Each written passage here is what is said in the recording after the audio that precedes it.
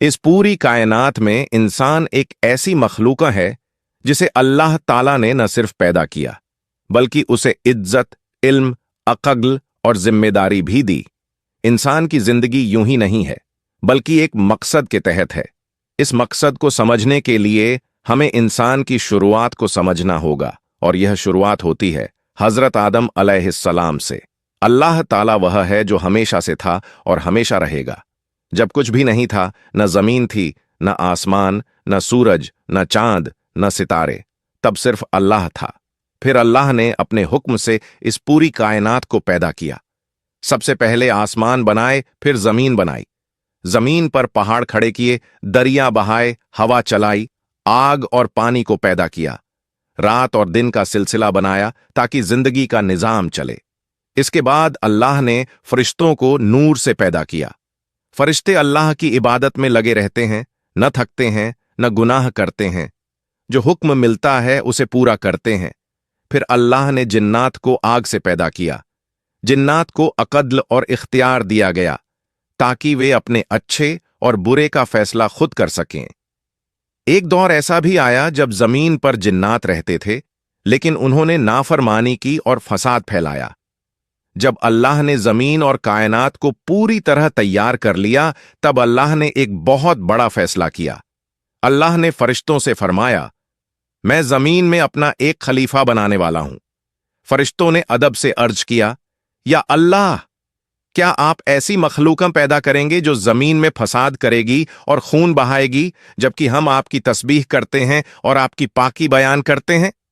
अल्लाह ताला ने फरमाया, मैं वह जानता हूं जो तुम नहीं जानते। इसके बाद अल्लाह ताला ने इंसान की तख्लीका का काम शुरू किया।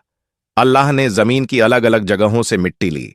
कहीं की मिट्टी सफेद थी, कहीं काली, कहीं लाल, कहीं पीली, कहीं नरम, कहीं सख्त। इसी वजह से आदम की औलाद अलग अलग रंग, शक्ल और मिजाज की बनी। अल्लाह ने उस मिट्टी से एक इंसानी जिस्म बनाया। वह जिस्म एक तय वक्त तक बिना जान के पड़ा रहा। फिर वह वक्त आया जब अल्लाह ने उस जिस्म में अपनी तरफ से रूह फूंक दी। जैसे ही रूह दाखिल हुई, हजरत आदम अलैहिस्सलाम जिंदा हो गए। उन्होंने छींक ली और अल्हम्दुलिल्लाह कहा। अल्लाह ने उन्हें रहमत से देखा और इंसान की शुरुआत हुई।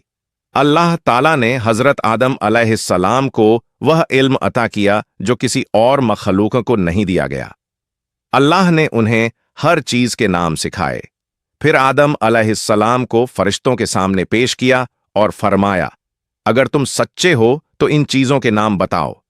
फरिश्तों ने कहा, या अल्लाह, हमें उतना ही इल्म है जितना आपने हमें सिखाया है। फिर अल्लाह ने आदम अलैहिस्सलाम से फरमाया और उन्होंने सारे नाम बता दिए। इससे साबित हुआ कि इंसान की इज्जत इल्म की वजह से है। इसके बाद अल्लाह ने फरिश्तों को हुक्म दिया, आदम को सजदा करो। यह सजदा इबादत का नहीं बल्कि इज्जत और ताज़ीम का था। सारे फरिश्तों ने सजदा किया, लेकिन इब्लीस ने इनकार कर दिया। उसने घमंड किया और कहा, मैं आग से बना हूं और आदम मिट्टी से, मैं उससे बेहतर हूं। इस घमंड की वजह से इब्लीस अल्लाह की रहमत से निकाल दिया गया और वह शैतान बन गया। उसने कयामत तक इंसानों को बहकाने की मोहलत मांगी जो अल्लाह ने इम्तिहान के तौर पर दे दी। इसके बाद अल्लाह ने हजरत आदम अलैहिस्सलाम को जन्नत में रहने का हुक्म दिया। उनकी तन्हाई को दूर करने के लिए हजरत हव्वा अलैहिस्सलाम को पैदा किया। दोनों जन्नत की हर नेमत से फायदा उठा सकते थे, लेकिन एक पेड़ के करीब जाने से मना किया गया। शैतान ने धोखे से उन्हें बहकाया। जब उनसे गलती हो गई तो उन्हें अपनी गलती का एहसास हुआ। उन्होंने फौरन अल्लाह से माफी मांगी और तौबा की। अल्लाह बहुत मेहरबान है। उसने उनकी तौबा कबूल कर ली, लेकिन उन्हें जमीन पर भेज दिया और फरमाया कि जमीन की जिंदगी एक इम्तिहान होगी। हजरत आदम अलैहिस्सलाम जमीन पर आए और पहले इंसान के साथ साथ पहले नबी बने। उन्होंने अपनी औलाद को अल्लाह की इबादत, सच्चाई, सब्र और नेक रास्ते की तालीम दी। यहीं से इंसानों की कहानी शुरू हुई। नबियों का सिलसिला चला, किताबें उतरीं और इंसान को सही और गलत का रास्ता दिखाया गया। यह पूरी कहानी हमें सिखाती है कि इंसान की असली कीमत उसके इल्म, उसके अमल और उसकी तौबा में है। घमंड इंसान को गिरा देता है और तौबा इंसान को उठा देती है। اللہ کی رحمت بہت بڑی ہے اور جو سچے دل سے اس کی طرف لوٹتا ہے اللہ اسے